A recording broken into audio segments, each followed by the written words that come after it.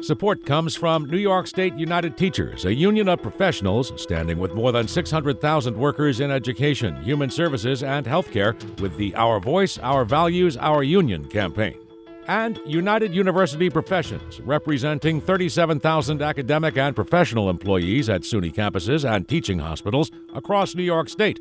Frederick E. Cole, President. uupinfo.org.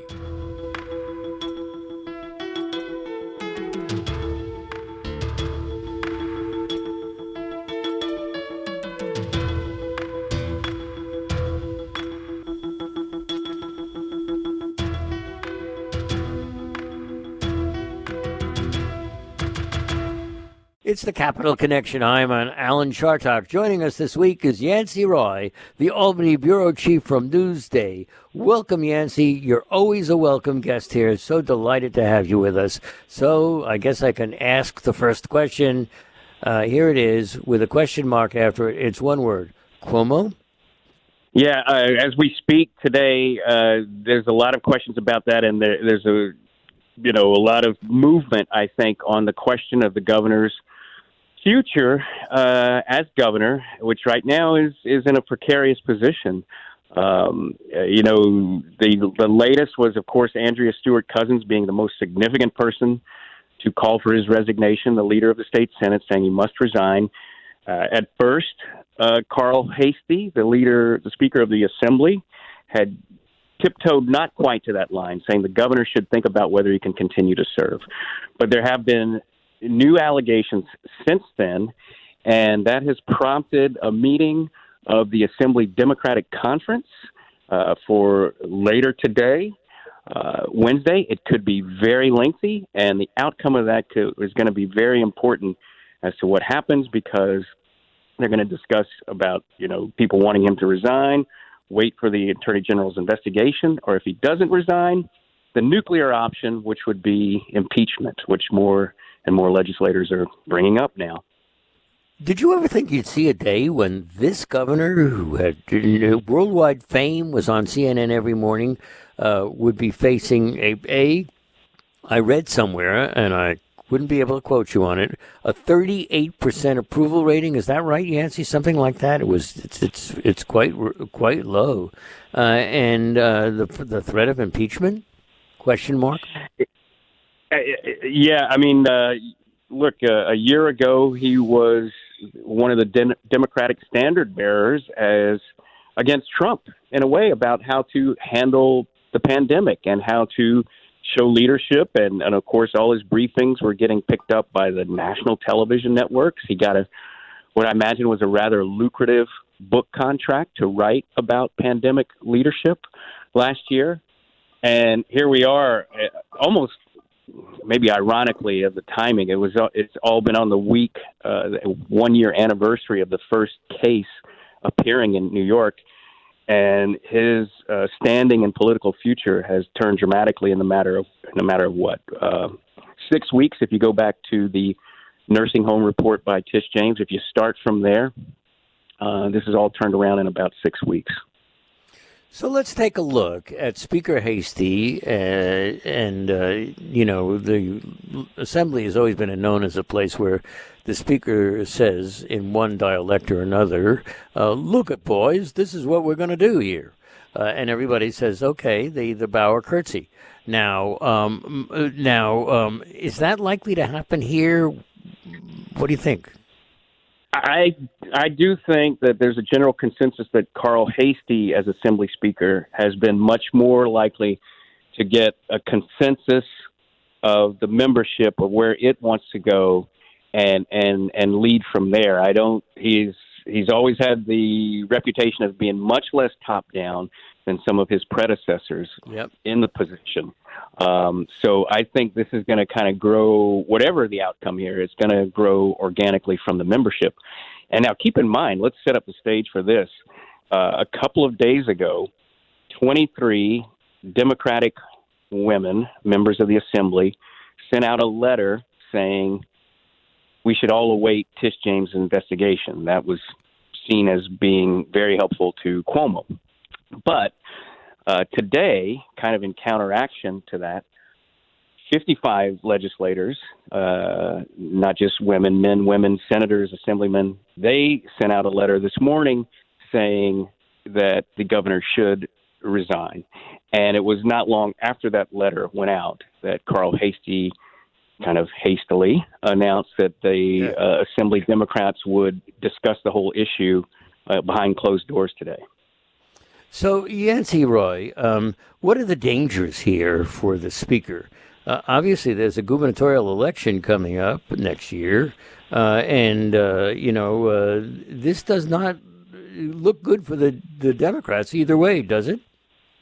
Well, let's start with the first part of that, the danger for the Speaker. Any kind of political danger for him would be moving forward against the wishes of the conference, or not moving forward against the wishes of the conference, or moving forward with something and then stumbling, which could, then endanger his status as leader and prompt other people to question that. And as far as looking that far ahead to elections, I mean, there's the open question of, as we talk right now, the governor, I believe on your show, broke the news back in 2019, said, I plan on running for a fourth term. He was asked about that this week. And for the first time ever, he said, today's not the day for politics. He didn't answer it with the same affirmative answer. And if you're going to look that far into, next year's gubernatorial election, I think, there would be a handful of Democrats, who knows who, if Cuomo is not running, there would be a handful of Democrats who'd likely be there. And as far as setting up the contest between Democrats and Republicans, let's first remember that the Republicans now only account for about 22% of registered New York voters. And they have had trouble winning any kind of statewide election since George Pataki. They haven't won one since George Pataki, and they haven't won anything with any kind of anti-choice candidate on a statewide ballot. So there's a lot of barriers that they would still have to face, even if this is an open seat election come a year from now. Well, Yancey Roy, let's play what if. What if, in fact, Cuomo gets out, either resigns or says he's not going to run? Who have the Republicans got? They make this classic mistake of what the Daily News might have called the Bum of the Month Club. You get guys in the Republican Party who wanted to run, people like Chris Gibson, now a college president, a wonderful college president and a great guy. He wanted it, and they wouldn't even look at him. Who's being mentioned? Well, I think it's still kind of early, but I think, Mark Molinaro, the Dutchess County executive, ran in 2018, and I think that he has been very active and vocal on on various issues of the pandemic, and now, of course, the sexual harassment allegations. I think a couple of congressmen, Tom Reed of Corning, Lee Zeldin of Suffolk County, Long Island, have openly said they are considering it. It's still really early. It's still really early to figure out who may or may not run. It kind of might depend on a lot of factors: money, what the Democratic field looks like, and that sort of thing. I've heard a lot of people on the Democratic side being considered. One of them is my friend and a guy I admire very much, Tom DiNapoli, the comptroller. Whoever thought that a comptroller in New York State like Tom DiNapoli could be the governor of New York? But a lot of people are talking about him. What do you think? Well, let's remember Carl McCall was comptroller, and he ran for governor in 2002. And got beaten. Yep. By an incumbent. Whoever the Democratic candidate, even if it's Cuomo, is going to have a lot of advantages of enrollment, union backing in a union state, and all of those things. I mean, obviously, Tish James, the Attorney General, is a name that people would throw out there because of her rising profile in all of this. It's still a lot of ways to go. And, we should also point out, if we're going to think through about what happens and what might happen, a lot of folks throwing out the idea that would the Assembly ever go for impeachment? It's important for listeners and the public to know to not get caught up in the idea that you're going to have 43 Republicans, every single Republican in the Assembly, and all that they need is 33 Democrats to get to 76, which is a majority in the Assembly, and voila, therefore they have the majority and they would do something. You know this, and folks should know this as well. The way politics works and the way the institution of the Assembly and the Senate works is the controlling party will never move forward with a bill, much less an impeachment resolution, unless a majority of the majority can pass it. They would not want to pass anything with minority help. So folks shouldn't think of this as needing 76 Assembly members to do anything. They would need 76 Democrats to do anything. And right now, they're definitely not at that mass, but who knows? Who knows how fast things are changing right now? Well, Yancey, I have incredible respect for you. You've been around for a long time, and you're thinking, "Uh-oh, what's he going to ask me?" But do you think they'll impeach him?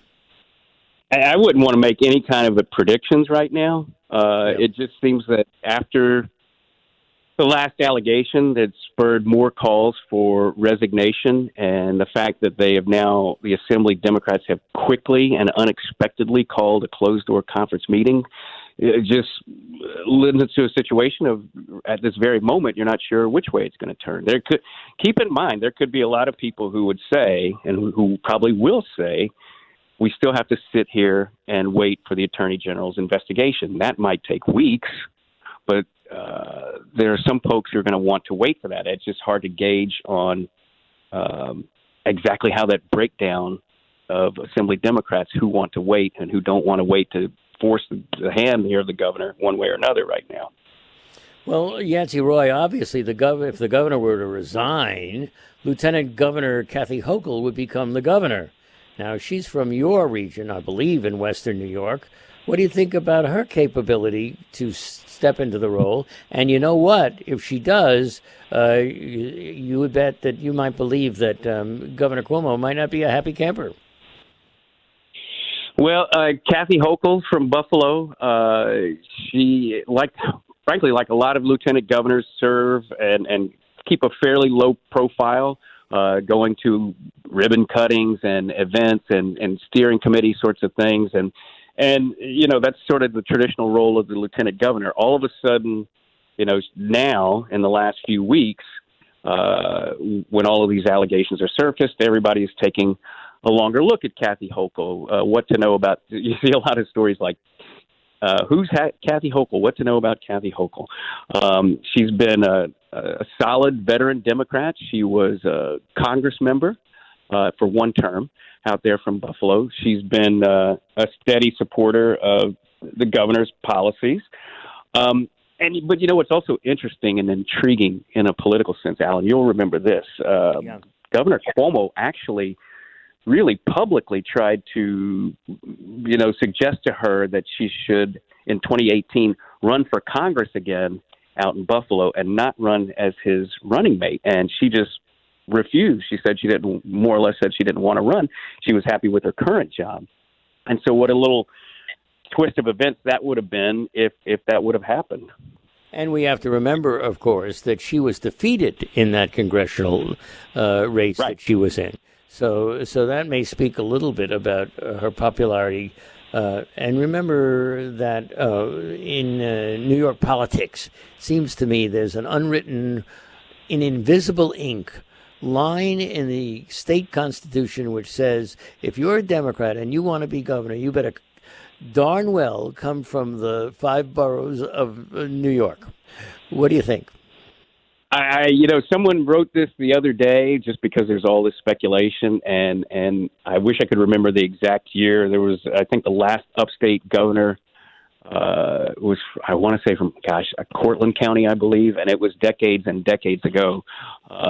You go back to the 19th century, and there was the list of governors included people from kind of all over the state. But certainly in the last half of the 20th century and now, especially because campaigns have become so expensive and raising money and sort of profile is an issue, you haven't seen any sort of upstate candidates at all. I mean, upstate winners, I should say. There have been upstate candidates, If I'm counting Mark Molinaro from Dutchess County as an upstate candidate there, Sure. but in terms of winning the election. Yancey Roy, now we've talked about a lot of this governor thing and the potential for impeachment. Now we're also in the middle of a very important point in the in our development, political development, and now the legislature is going to meet and they're going to have to pass a budget. So Right. What would that look like? These two leaders from the two houses coming out with almost calls for the resignation or maybe the impeachment in secret language. So how do you deal with that? Do you think Cuomo's up to it? Well, on one level, you've got professional staff on the executive chamber, in the Senate, and the Assembly who are career pros, who know budgets, who know numbers, and they will do a lot of the professional work that needs to be done to get a budget in shape and ready for the political leaders to kind of agree to or not. But then when it comes to the political bargaining, you've got a weakened governor, you've got an emboldened legislature. He needs a lot of friends. He doesn't have many right now. This is an awfully serious matter. The budget is going to be closing in now these days to almost $200 billion. And you know, is he in Cuomo in a position where he will need to be give in to more of the legislators' demands than normal because of all this other pressure that he's facing right now? I mean, there's always backroom deals and secrecy, and it's interesting. We wrote just this week about how this might affect the budget, and one of the watchdogs who usually look over this process said, given the circumstances, we're looking at maybe an all-time Albany special for the Shakespearean level of backstabbing and backroom dealing. Now, remember that the leaders of the legislature and the progressives in the Assembly and Senate are calling for more money to be taxed. In other words, make the rich pay. Cuomo has always been against that. You think that will change? That's going to be a central argument of the budget, and the other factor you have to layer over that is that the newest stimulus package passed by Congress and signed by Joe Biden. Charles Schumer, the New York senator, his staff has been talking this week about saying things like, remember that New York state budget deficit? It's gone. Zero. Zilch. Right, nada. Right. And so then now you're going to have this argument between people who say we no longer have a deficit, so therefore we don't need to do anything with tax rates. And on the other side, you're going to have the progressives saying this is a one-time infusion by the federal government, and we still need to structurally change the income tax rates in New York and put a higher rate on the super earners. And you're going to also have a lot of unions, teachers unions and others probably backing that position. What about the stock transfer tax? Every once in a while, we all throw that around. It's in place. All they got to do is enforce it, and it would bring about $15 billion to the state. Other stock exchanges like the London Exchange still imposed a tax on speculators. Why not New York?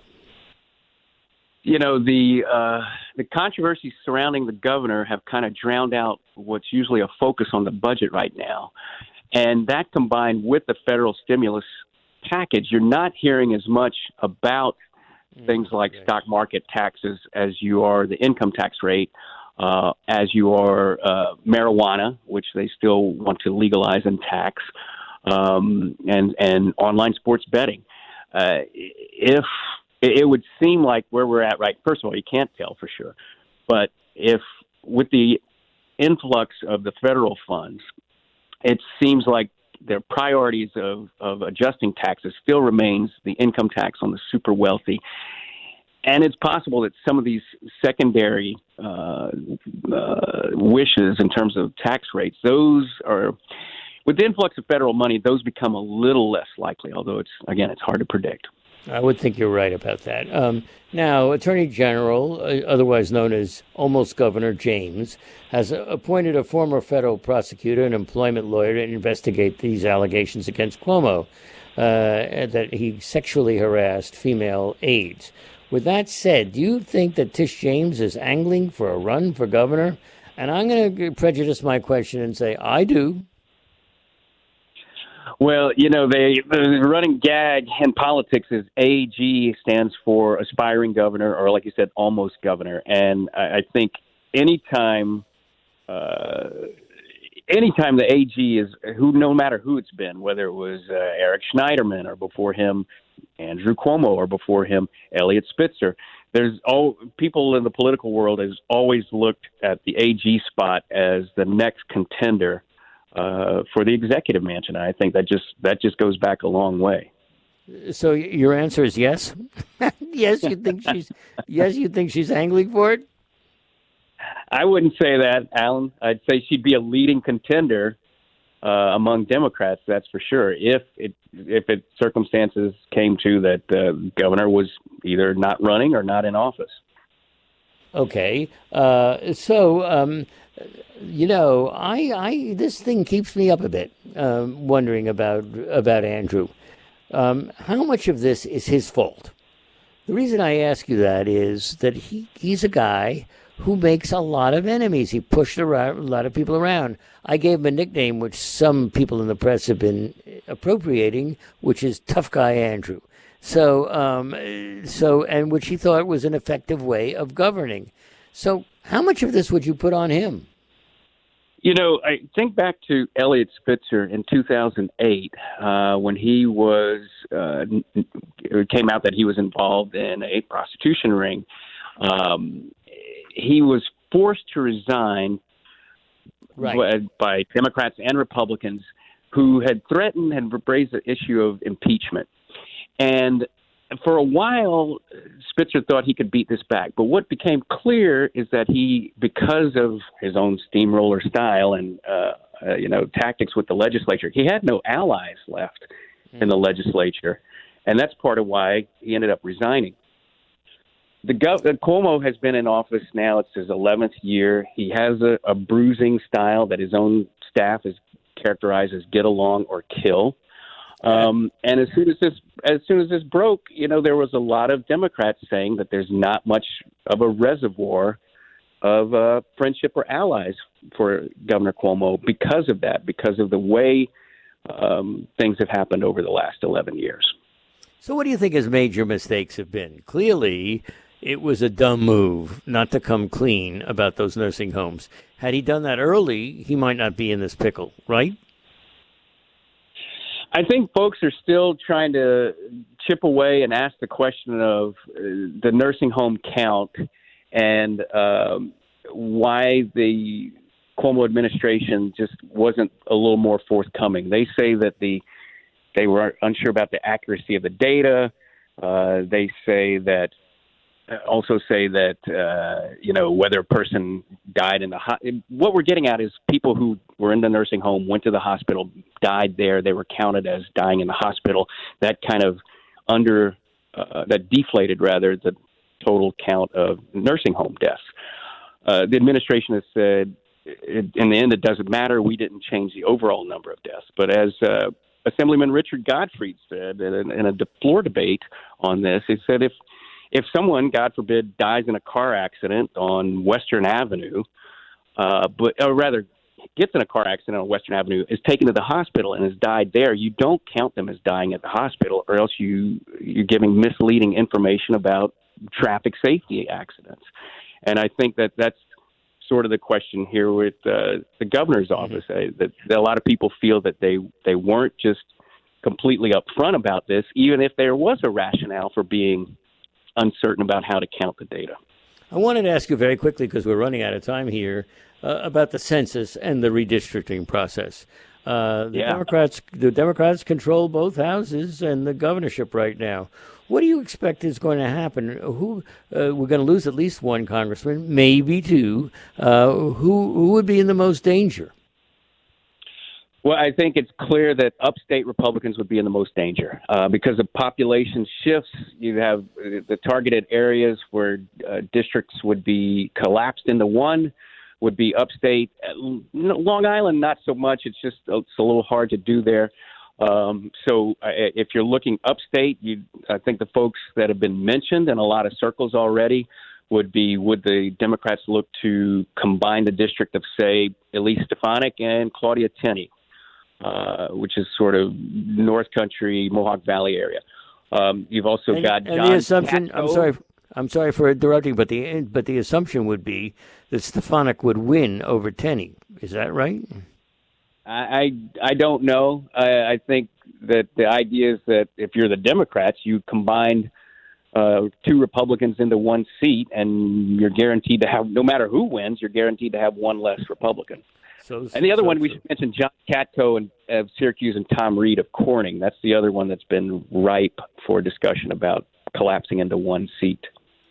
Yancey Roy, we love you and love having you with us. You have been a great friend to this radio program, and you're always there for us, and we so appreciate your insights, and thank you very much. You're welcome, Alan. Good to talk to you.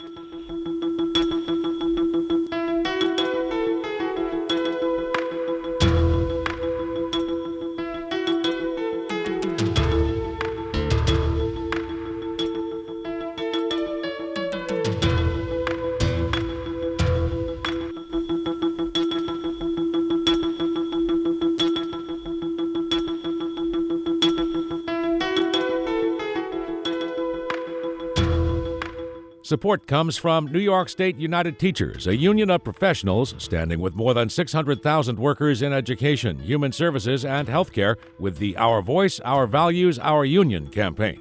And United University Professions, representing 37,000 academic and professional employees at SUNY campuses and teaching hospitals across New York State. Frederick E. Cole, President. UUPinfo.org.